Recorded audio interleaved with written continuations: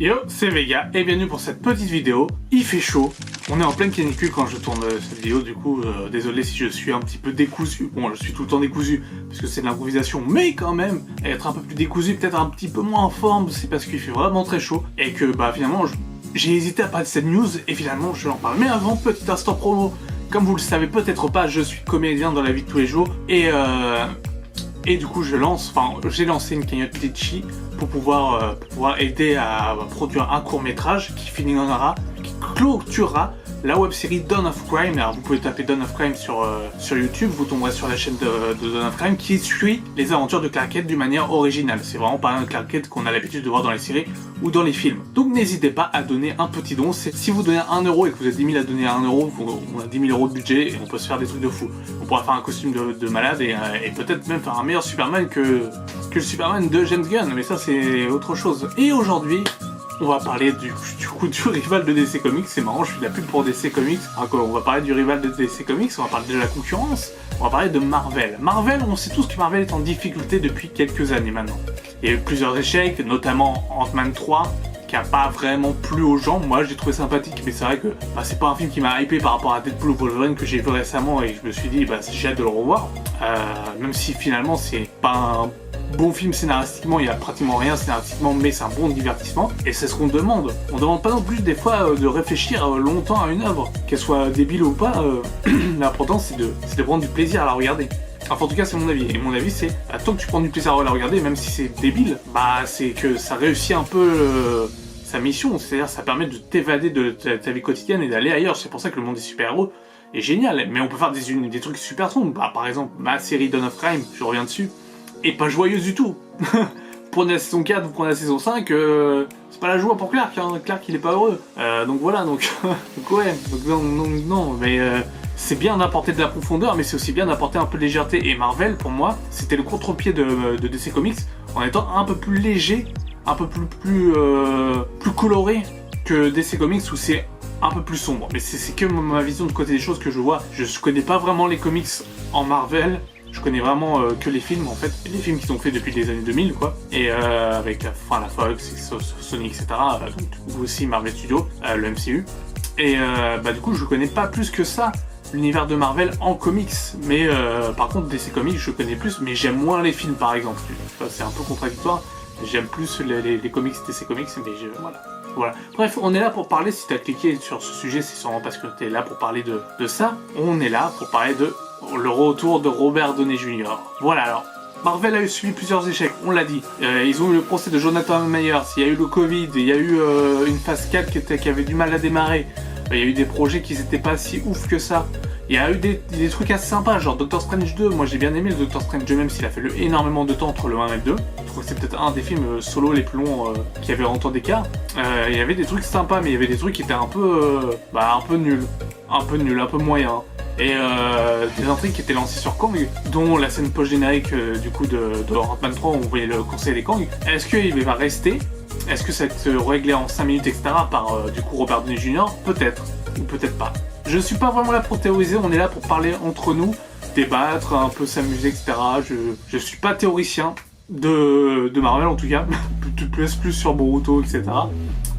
Mais en tout cas, c'est quelque chose qui m'a surpris. C'est celui qui va jouer Victor Van Doom, enfin celui qui va jouer Dr Doom, c'est Robert Downey Jr. sous le casque, etc. Ok, c'est grillé que ça va être un variant de Tony Stark, c'est obligé que ça va être un variant de Tony Stark. Tu peux pas ramener Robert Downey Jr. surtout après Avengers 4 et Avengers 5, parce que certains n'auront pas vu les autres films Marvel, c'est-à-dire ils vont passer de Avengers 4 à Avengers 5 sans avoir vu certains films Marvel. Donc t'es obligé. En plus, c'est là où tu vas sûrement introduire Robert Downey Jr. en Doctor Doom, c'est-à-dire dans Avengers 5, Doomsday, et du coup le nouveau titre c'est plus Kang Dynasty, mais c'est Doomsday, comme le fameux méchant dans Superman, comme le Doomsday, qui est très classe d'ailleurs, avec Henry Cavill, en Superman, dommage. Mais en tout cas voilà, donc on a eu le reveal que Doctor Doom c'était Robert Downey Jr. J'adore Robert Downey Jr., j'adore Tony Stark. Mais déjà de le faire revenir, est-ce que ça va pas faire niquer un peu sa mort? Bon, après on a vu avec Wolverine, ça a plutôt bien marché. Il n'y a pas eu de confusion, c'est un Wolverine d'une autre timeline, etc. C'est pas le même que dans Logan. Donc il n'y a pas touché à l'héritage, même s'il touche avec son cadavre. Mais ça c'est autre chose. Il touche avec son cadavre pour tuer des gens de la TVA, mais ça c'est autre chose. Que là, je pense que Marvel c'est un aveu de dire bah, on peut pas, on veut essayer de faire des nouvelles choses, ça n'a pas marché, les gens réclamaient de nouvelles choses, bah, on va prendre des choses que les gens réclament depuis longtemps. C'est-à-dire de la nostalgie, des anciennes choses, c'est-à-dire ramener Tony Stark, ramener les frères Russo à la réalisation, ramener le même, je crois que le même compositeur et même scénariste, je crois, je suis pas sûr pour le scénariste, ou le même compositeur, voilà, et faire quelque chose de nouveau. Et je sais que dans les comics Marvel, de ce que j'ai pu lire, il y a un passif entre Doctor Doom et Tony Stark. C'est-à-dire que ça se peut qu'à un moment donné, Tony Stark devienne Doctor Doom dans une autre réalité, dans une terre parallèle, sûrement la terre des 4 Fantastiques, et on verra ça en cette post-générique du film des 4 Fantastiques qui a lieu pour 2025, il me semble, donc le tournage devrait plus trop tarder. Et franchement, j'ai hâte de voir ce film les 4 Fantastiques parce que Pedro Pascal est un acteur que j'aime beaucoup. Donc même si j'ai beaucoup aimé les Mister Fantastic dans les films précédents, là j'avoue que Pedro Pascal, moi pourquoi pas. Et donc, bon, outre l'aspect nostalgique de ramener Robert Downey Jr., est-ce que ça n'a pas aussi un aspect aussi scénaristique vachement intéressant?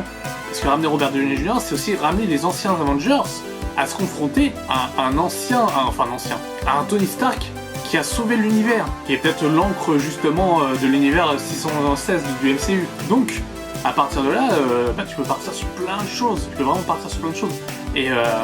Et tu peux faire de l'émotion, etc. avec Thor.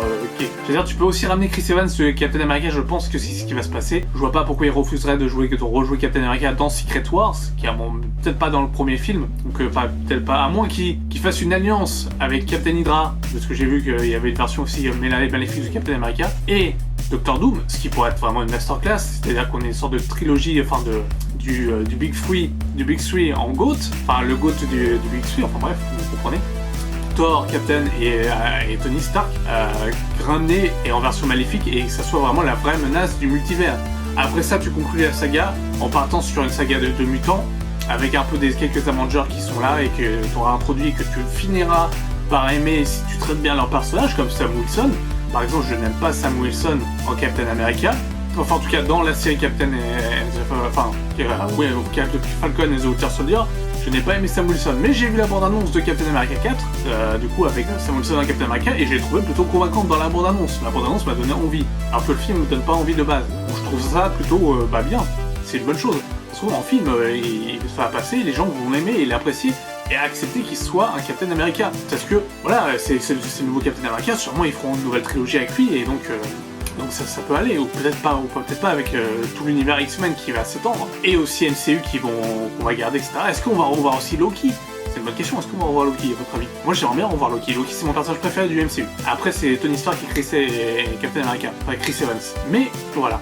Donc c'est un aveu un peu de faiblesse, et aussi le choc, la confrontation Spidey, Tom Holland contre son ancien mentor Tony Stark.